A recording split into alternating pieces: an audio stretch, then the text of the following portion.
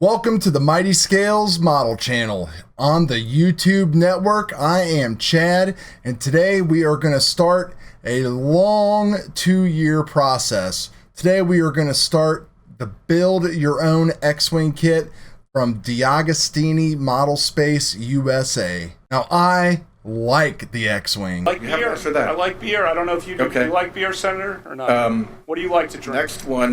I love the X-Wing Starfighter. It is my favorite spacecraft in all of sci-fi. This model is bigger than studio scale. I mean, this thing is like this big. This model is going to be... Sometimes they say huge. Not a bad one. Huge, that's Huge. Huge. That's really good. Draw it out. Ben. Huge. Here's one of the wings. It's that big. Where am I going to put the thing when it's done? I don't know. I have 2 years to think about that. If you're new here, please consider subscribing, because along with this X-Wing build, there's going to be a lot of other scale model stuff going on the channel. We're going to be doing airbrushing, painting, building. We're going to be doing all that cool model stuff. Also, you can follow me on Instagram at Mighty Scale Models right down there in the bottom corner of the screen. And if you're into RC stuff as well, you can also check out my RC channel, Dorky and 40, and there is a link to that in the description below. If you like what I'm doing on these channels, please consider using something below with an Amazon affiliate link, or you can always donate $1 or $2 to the channel with the paypal.me link as well. So let's hit that B-roll and let's go.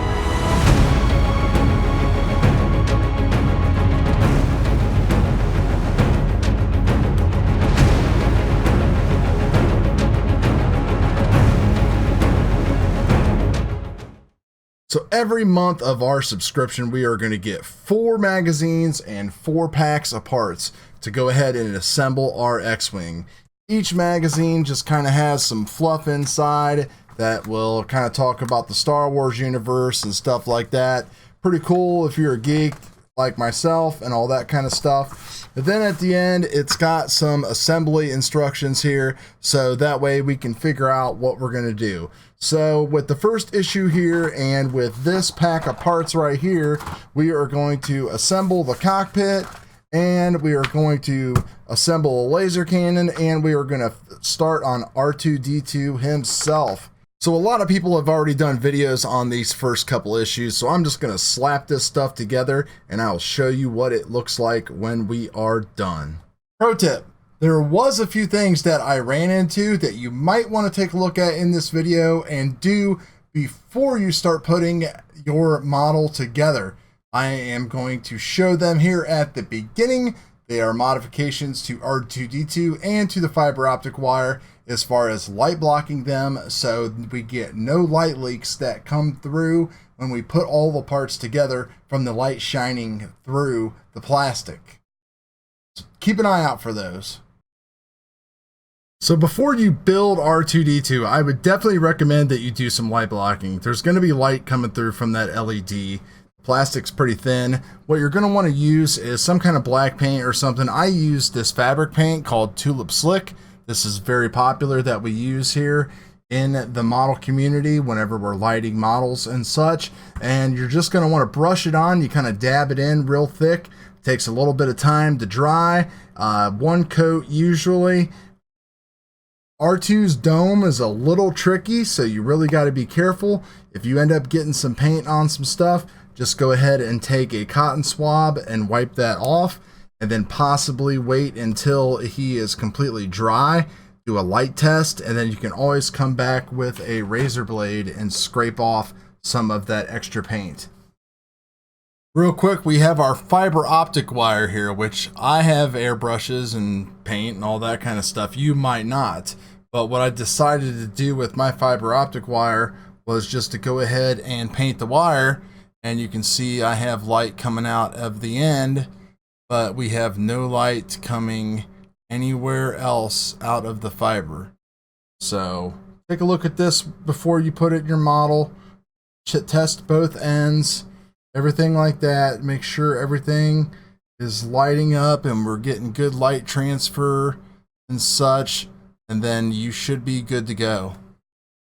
So here's a good shot of R2-D2's dome after we've done the light blocking, and all we have is just lights coming out. We don't have any kind of light leak at all that I can see anywhere on the dome. So good.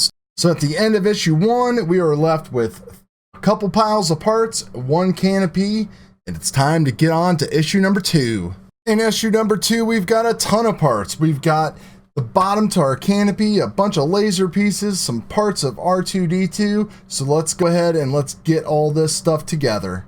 Got issue 2 laid out here. First thing to notice is this all metal canopy here, that the bottom base, this thing is going to be heavy. We're going to put that to the side here, and we're going to grab all the parts to R2-D2's leg. So we got 2 sides here. We've got a little centerpiece here. We've got another little centerpiece, and then we've got a foot. So let's go ahead and follow these instructions and get that put together. As you might have noticed, I have all my parts for the cannon still kind of disassembled because I know there's going to be some light leakage in here, and I think there's going to be some places where we're going to have to apply some dark paint so when we light this LED up, we don't get light shining through all the stuff. We're going to have to take a look at that when we get to the battery pack and test this out in the next issue. Things are really starting to get serious now in issue 3 because we now have a screwdriver and we have a pack of screws here. This is what we're going to be using to start screwing these metal pieces on to the actual canopy to make this thing start turning into a starfighter. There's also some pieces of R2-D2 and some more laser cannon pieces. So we do want to grab some of the pieces that we got in our earlier issues. This is going to be his right leg, and we need this LED assembly right here. That's going to go on there. And the bottom of this LED, there's some contacts. So when R2 sits down into the actual X-Wing, he'll be able to light up and do all that kind of cool stuff. There's very specific instructions on how you're supposed to install that as well. So make sure that you are paying attention to your magazine and the pictures. So the finished assembly should look like that. Now we're going to put the other half on there and just make sure that you don't pinch the wires and get everything closed up really nice. So now we're working on the cockpit here, and I've seen this kind of confuse a few people. Be careful not to lose any of your screws. Now the way that you have 3 different sets of these standoffs, and the large set goes in the back, the smallest set goes in the middle, and then in the front goes the medium set. So large, small, medium. The other thing you want to make sure that you do is you don't lose that screw. And also these are labeled left and right, and this is facing away from you. So this is right and left. You will feel the screws tighten up nice, so there's no need to over torque them. And that's it. Cockpit done. Don't forget to put your screw away. Don't want to lose your screws. Now, once again, I am going to hold off on building this laser cannon out, so we're just going to push those parts back there to the rest. So now we're finally on to issue number 4, and in issue number 4, we've got more pieces of R2-D2, more pieces of the cockpit base, and we also have some fiber optic lighting and a battery test box here. So that way we can test out all of our LED connections. So we'll set that to the side, get all these parts out, and get things going. Really important in this issue is this pack of R2-D2 lenses, so make sure you do not lose those. We're going to stick those back there in the back corner. And the first thing we're going to do is we're going to go ahead and get the rest of this cockpit built up. The cockpit sides fit right into the nice brackets that we installed earlier and finish off with 1 screw. That's it for the cockpit for now. We'll throw it aside and we'll see it again in another few months. Makes his head turn. Oh, so his head turns too? I must have forgot about that in the actual video that I saw. Putting together R2-D2 is a little finicky, so you might have to hold maybe some of his parts in place You can maybe even use some tape to tape some of this stuff together. But what we need to do is we need to get both of his legs and this center spindle all positioned in place very carefully. So after a lot of fiddling around, we finally got them together. You really got to force them together down there at the bottom. The pegs are really tight. You could always snip the pegs and glue if needed. So now we have these 6 R2 lenses, and these are pretty tough to put in. So we might need to use some tweezers. We're going to grab his dome and I'm going to get some tweezers, put these things in. Putting the lenses inside of R2-D2 was a little bit harder than I thought it would be. Luckily, I have some old strands of fiber optic. What I'm going to do is I'm going to cut off a little piece.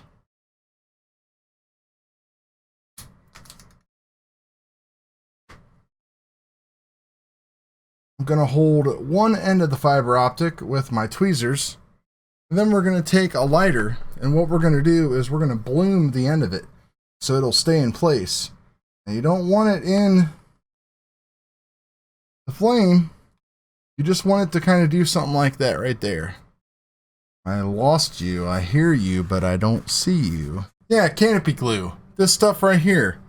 And what we're just going to do is put a little bit on a toothpick and just dab it on the back there.